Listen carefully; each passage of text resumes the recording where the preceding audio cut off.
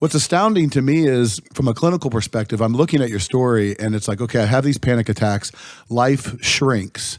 But then I'm hearing your story, you're like, you're going out with friends, you're drinking, you're on a soccer team, you're traveling, it looked like life was expanding and then boom, like quick, it went back the other way. So what changed? Like, why did it go in the other direction so fast from your experience?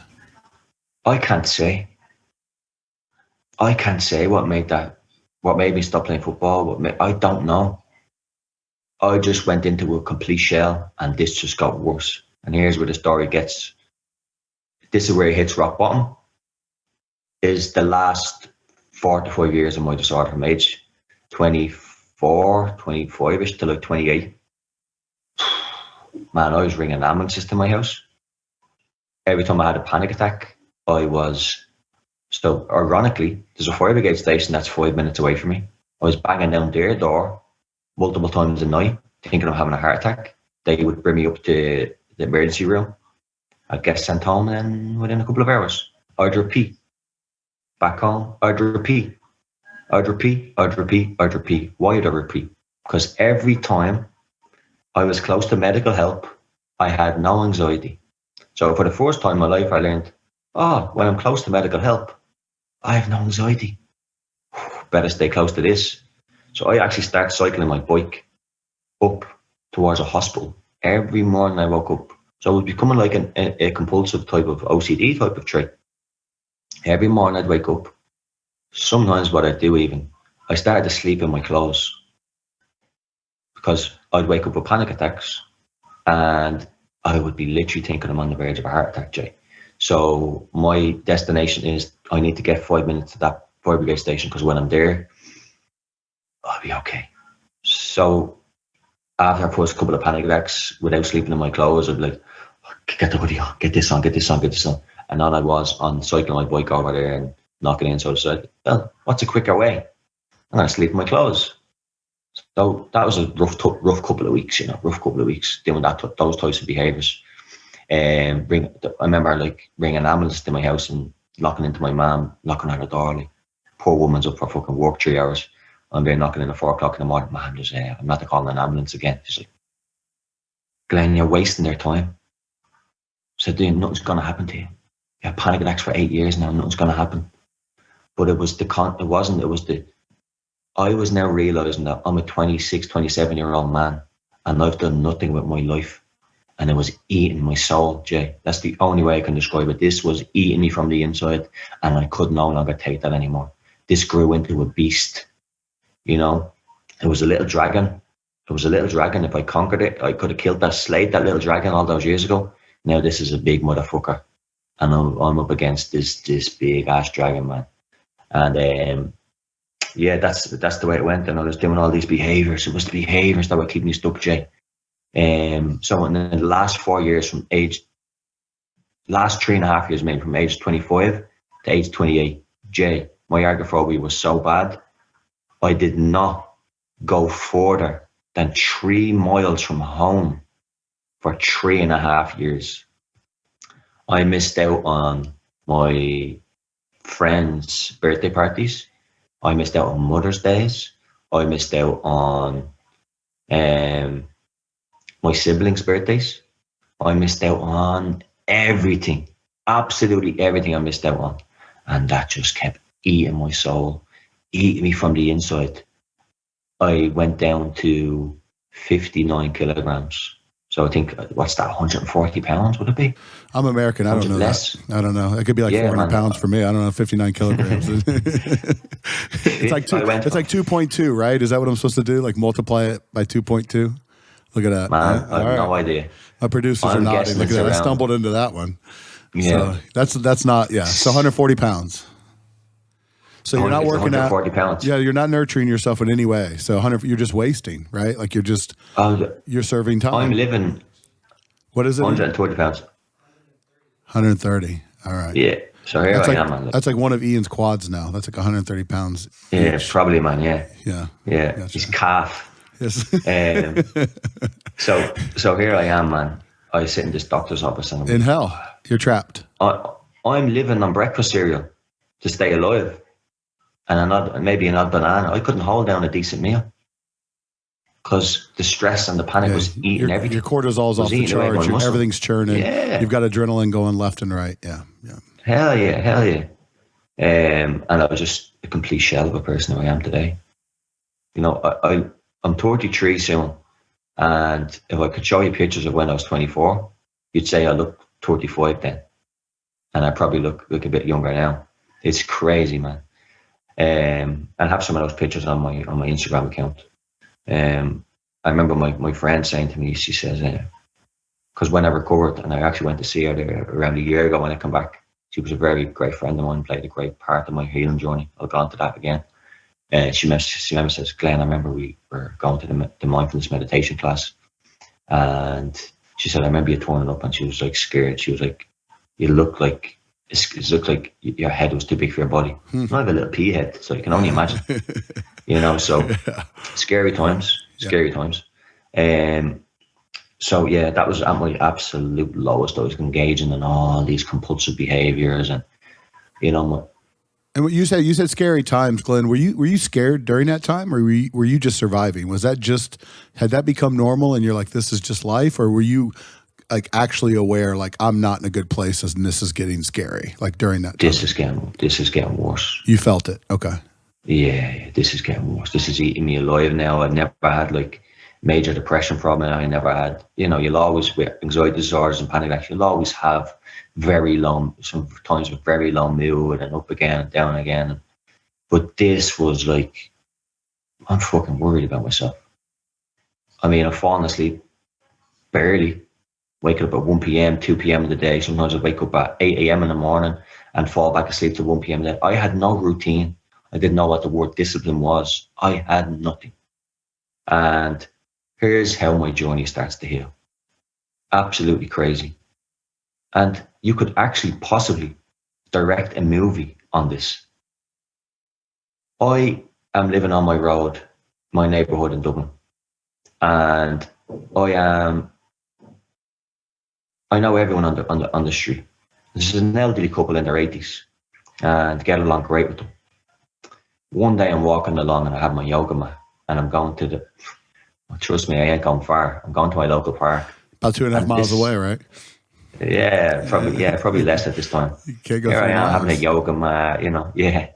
I remember the old lady, Bridie, her name is. She stops and says, "Where?" She's from the country of Ireland. She's like, "Where are you going with the yoga mat?" And I was like, "Oh, Bridie, I do yoga down the park." She's like, "Oh, sure, my son Sean does that." I'm like, I didn't know he had a son. She's like, "Oh yeah, he's traveled in India. He used to do all the meditation and the yoga." I was like, "That's amazing." And she's like, "Yeah, he's coming home. He lives in London now, and he's coming home." And I was like, "Bridie, I'd love to chat with him." I was always big into meditation. I thought meditation was going to heal me. Like, meditation is a great tool. But for my disorder, meditation ain't going to change my behavior. And I was stuck in a terrible behavioral condition. Anyway, here's how this guy that came into my life is what I do for people in my coaching. This guy was like, why ain't I get into this, man? Anyway, I don't know what the hell this guy looks like. I just know his name is Sean. I'm walking along one day and I see this guy walking towards me. And he just looks like his dad. And I just stopped this guy and I was like, "Is your name Sean?" And you get that a lot of time where if you ever travel to Ireland, people are just so, like Irish people just, they'll just stop and talk to you. So a lot of Irish people have that, they'll just talk. And I said, "Is your name Sean?" He's like, yeah. I was like, "You look so like your dad." I'm actually, I live on your mum and dad's road, and I was talking to your mum today. She said you were coming home, and I'm big into the yoga, and I heard you were in India. And basically, we stood there for about 10, 15 minutes, and he just turns around and says, "Let's meet up one day and have a coffee and talk about it." Like, okay, great. Meet up one day, and obviously the sufferer of panic attacks has a panic attack. Yeah, in front of him. And he noticed straight away. He says, "Are you having a panic attack?" He says, "No, you haven't. You feeling anxious?" You're like, "No, I just drink my coffee like this. Yeah. This is just how I drink it. Like, spilling." Yeah. I know. This is a dance move. Watch. This is just a dance move. And so we walk out and we walk home, and he tells me his story. Glenn, I had businesses running in London. I had to give them all up. Went through a horrible break with my girlfriend, and he said he suffered from panic attacks for 4 years. And I was like, Jesus, I said, I'm in my 9th year with this fucking thing. And I was, as again, this is when I was in a really dark place. I was calling ambulances to my house 2 times a week. Sleeping in your clothes. They were sick of me. I think they were going to put like a restraining order on me and something like, this fucker, next time he calls, just don't show up. There's a law in Ireland that they actually can't do that. I know they do in other countries, so thank God. I would have been blacklisted way, way long before that. There's communities, just to talk on that for a second, there's communities here in America that are changing that for drug overdoses. It's a very controversial policy, but it's sort of a 3 strikes and you're out kind of thing. They'll go to one specific home 2 or 3 times for overdoses, and after that, it's like, if you're not going to stop, you're not going to stop. So good thing they didn't have that in place for you. Situation, yeah, because I would have been blacklisted a long time ago. Probably would have done me good because would have stopped my compulsions, but they didn't take any chances on it. So yeah, I started doing that, and then I remember talking to Sean and became attached. Oh, this is the person who understands. So I remember one night, this is one night after I met him. I got home to my house, and he lives like literally 10 doors down. He's staying at home looking after his elderly parents, okay? Which is the reason he came home for. And I remember calling the ambulance one night, and I just said, I hung up. I was bawling my eyes, crying, like just tears. I couldn't stand it. I was like, I'm knocking down. So I knock on an elderly couple's door who are 80 years of age at 4 a.m. in the morning. And, she opens the door, and I'm like, Brody, I'm so sorry. I'm just wondering if I could speak to Sean. And then she says, oh, come in, you okay? I was like, oh, I just can't do this anymore. Can't do this. Just completely just broke down. And she's like, I'm so sorry for coming down. She's like, you knock at this door whenever you want. Sean came down then, and here we go, make a cup of tea, talk about everything. And I left at like probably 9 a.m. Stayed talking about 4 or 5 hours. He took me under his wing, and he guided me through. And yeah, so basically Sean is a dude. He's very highly intellectual. He had his own business running, traveled the world, and I was like 6-7 languages off by heart. Not a guy I'm used to being around. I'll tell you that for one thing, completely opposite the people I was around. And every time I'd knock down to him constantly. He was my new ambulance. He was my new fire brigade station. Not once, I'd knock in at 2 a.m., 3 a.m., 6 a.m., 4 a.m., 4:30 a.m. Not once did he ever say like, or have any body language of like, for fuck's sake, man, Jesus Christ. He was always come in. He'd always had the 7-Up ready for me. The sugar would take away he'd always be very, because he knows, he's been through it. Anyway, he says, Glenn, listen, we're going to have to get on top of this. He says, it kills me to see you like this. He says, you used to always call me a rough diamond. He says, you remind me so much of myself. And I'll tell you how I got over it. He says, Glenn, I remember one day I was suffering from so bad anxiety. And one day I was in London. I needed to take a piss. He says, Glenn, I swear to God, he says, I need to take a piss. And I'd never stop and piss somewhere. I would now. I'd just go to a tree and just take it out and have a splash. Right. But this guy wouldn't. So he said, I sprinted home to my apartment for like 15 minutes and had a leak. And after that, then he's sitting down. He had generalized anxiety disorder all day. And he sits down after that intense 15-minute jog / sprint. And I was like, you remember I noticed, like, feel better. I'd have anxiety. And then he tracked back and like, nah, there's no chance, there's no way in hell I could have even that jog. So he went out and jogged the next day. And the next day. And the next day. And even if Ian goes now and types up how to get rid of excess adrenaline in the body on Google, you will see one thing come up. There won't be 2, 3, 4, 5 ways of eliminating excess adrenaline in the body. You'll see one way. Not yoga, not meditation, not going vegan, not giving up alcohol. Number 1, cardiovascular exercise is the only way to get rid of excess adrenaline in the body. I had a big problem though. I had cardiophobia. I thought I was going to die of a heart attack. You're going to have a heart attack. How the fuck am I going to jog? So he was drilling me, trying to jog. Glenn, you need to jog. I'm thinking, yeah, I ain't jogging, that's for sure. And even if I was to jog, where am I going to go? My fucking local park, 2 seconds away. Anyway, here's where things really start hitting nail on the head. I'm 28 years old now. 28 is the year of recovery. 28 years of age. I'm dressed up, ready to go out. White shirt on, slacks, fresh haircut. My Mother's Day is happening. We have a meal booked 20 minutes away in a car. 20 minutes in a car. In fact, I'm going to say 15. And in my mind, I'm 50-50. Am I going? I was so last minute. I mean, last second. I was the last second guy, depending on how I feel. Here I am dressed, ready to go. All my brothers are waiting. Everyone's waiting. And cars pull up. And I just said, again, the lies kick in.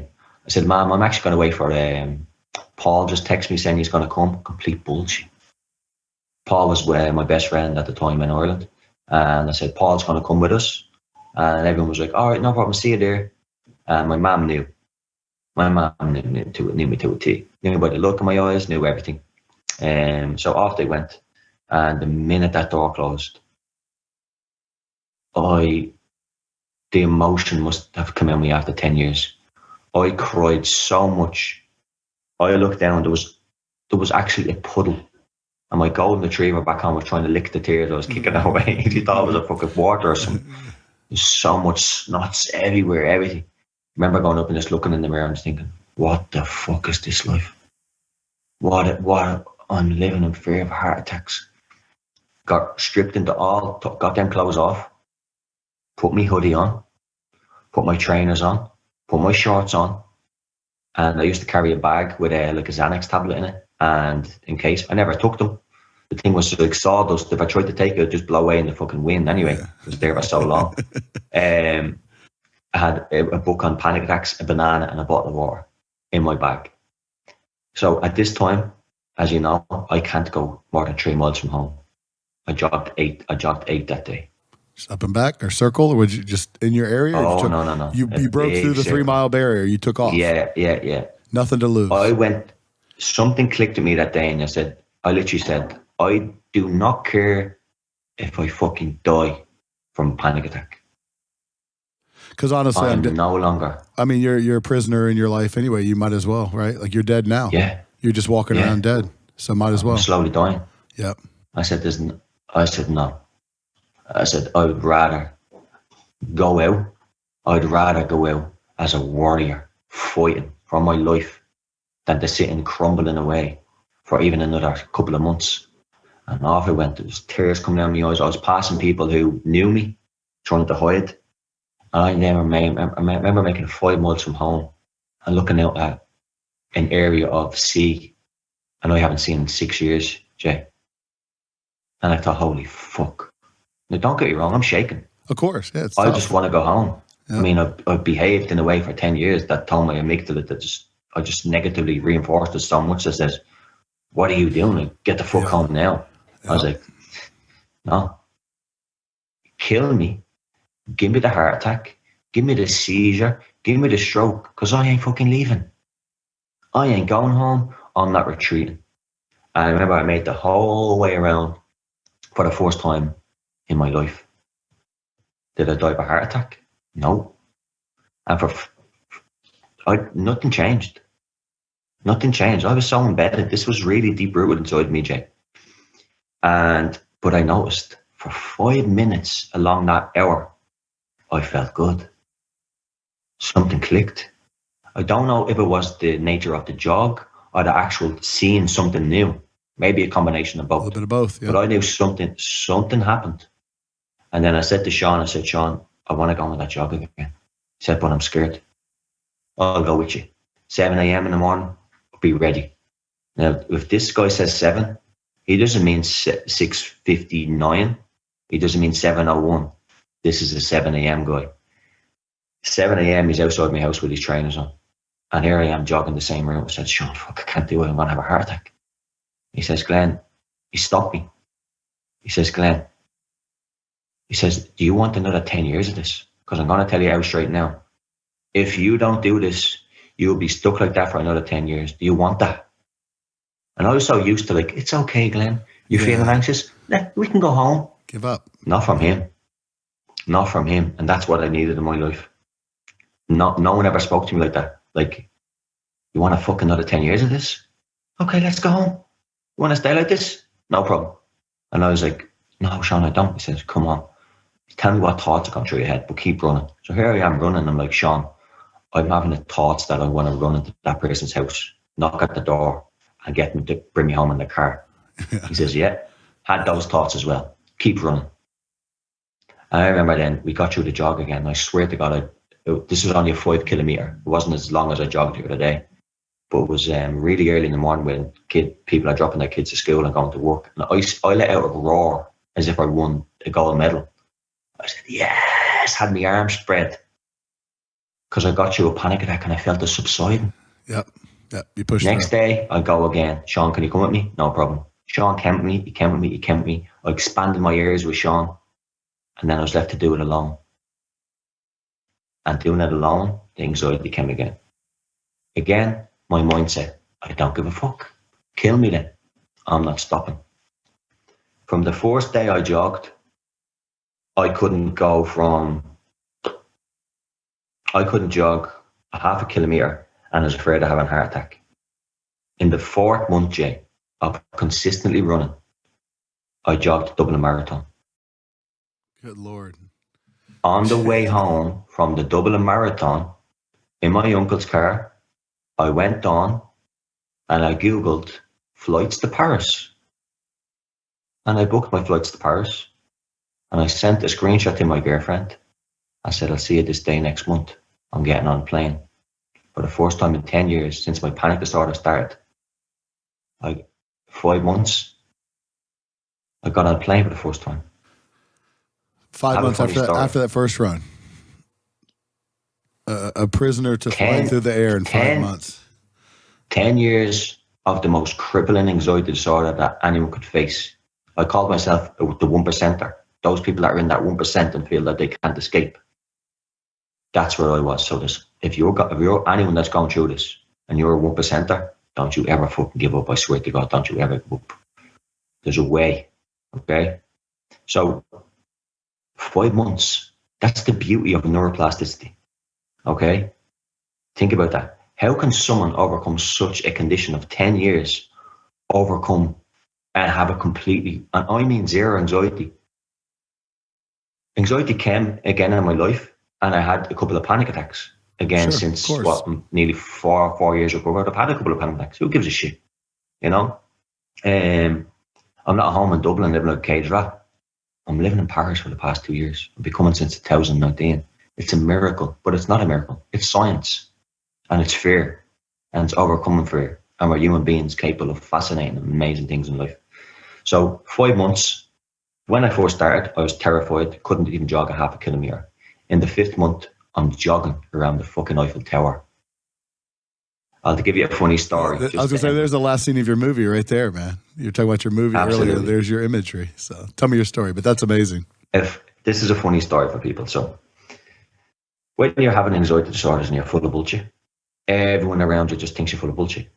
Everyone close to you, my mom, like, she bloody adored me, loves me. Wish I wasn't like this. And I remember the day of my flight.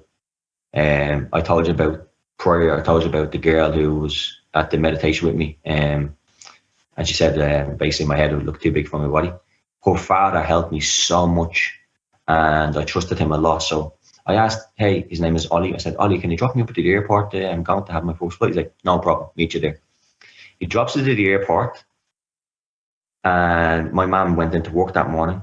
So I was up at, my flight was at 1 p.m. I got up at 6:30 a.m., jogged 20k, just to burn off that bit of adrenaline because I'm getting on a plane.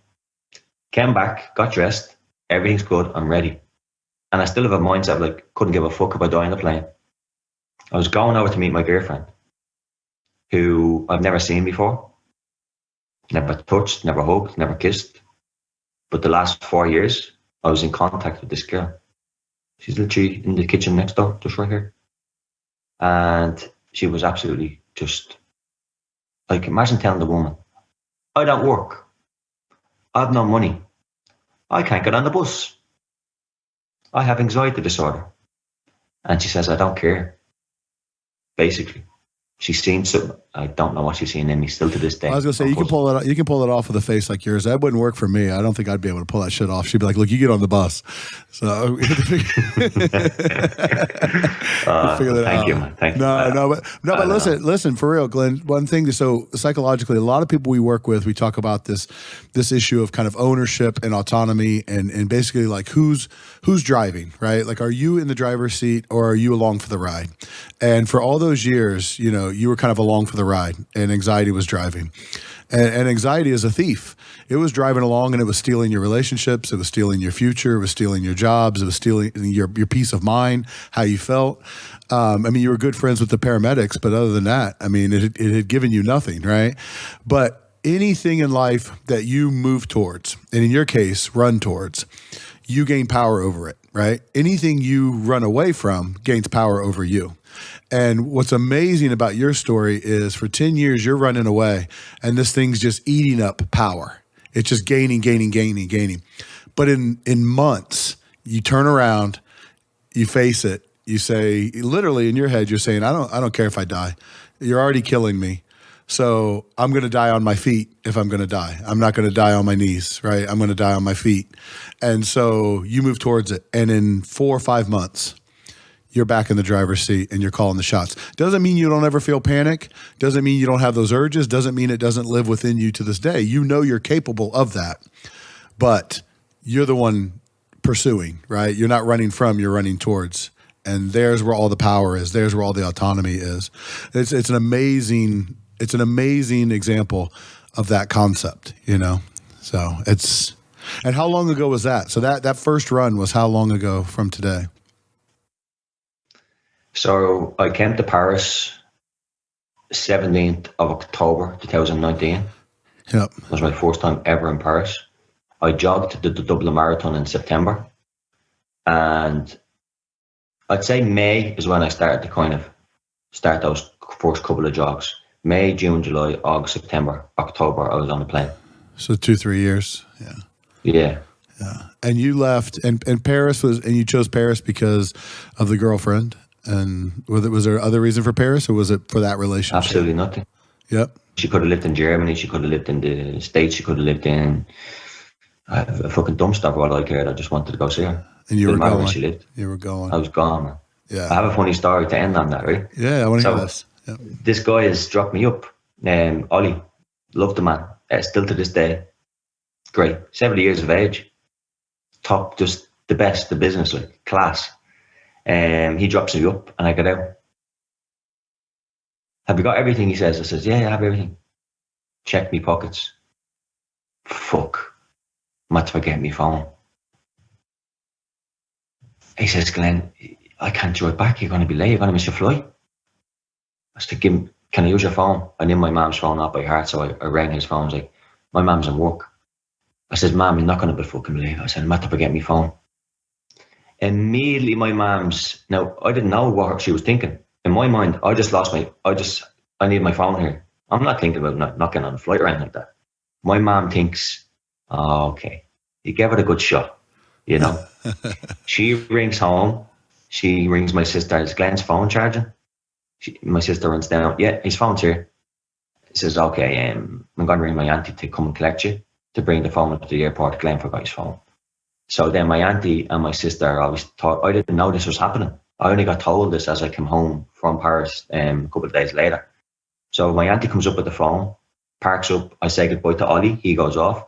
Obviously, give my sister and my auntie a big kiss, a big hug. See you later. And off I go. They stayed outside the airport for 30 minutes, thinking I was in there like crying or fucking just waiting to come out. They realised I wasn't coming out. And it's a very short trip to Paris, like just an hour and 10 minutes maybe. So within 20 minutes of them, so they waited a half an hour, took around half an hour to go home. And then within 20 minutes while they were home, I send a picture into the group of me beside the Eiffel Tower with my arms spread like a fucking eagle. They thought I wasn't getting on that plane. I was willing to die on that plane, James. Jay. I was willing to, that was it. I put so much deep work. I didn't just say, oh, I'm getting on the plane today. I went through hell prior in my local areas to break all these patterns down, all these agoraphobic tendencies, all these things. I went through hell, panic attack after panic attack. But as you said, going towards a panic attack, willingly saying, I'm going to have one and I'm going to go through it, is psychophysiologically so much different compared to saying, waiting for it to come to you. I hope it doesn't happen today. Yeah. Oh, I hope it doesn't happen. Yeah, I scared. said, I could. What happened? Bring it on. Bring it on. I'm ready. Yeah. There's not. You think a panic attack scary? Try losing 10 years of your life. And that's scary as fuck. So I hope you don't mind me coursing on the podcast, by the way. No, it's usually me doing all the cussing. I'm glad to have a partner. Yeah, no. It's necessary. But so I remember getting off. Yeah, go ahead. Getting off that plane, and just meeting this girl for the first time. And you earned that. Magic. You earned that flight. Absolutely. Everything I have in my life now is earned. That's right. From the small little coffee shops that are literally 2 minutes away, you don't know how much someone like me appreciates that.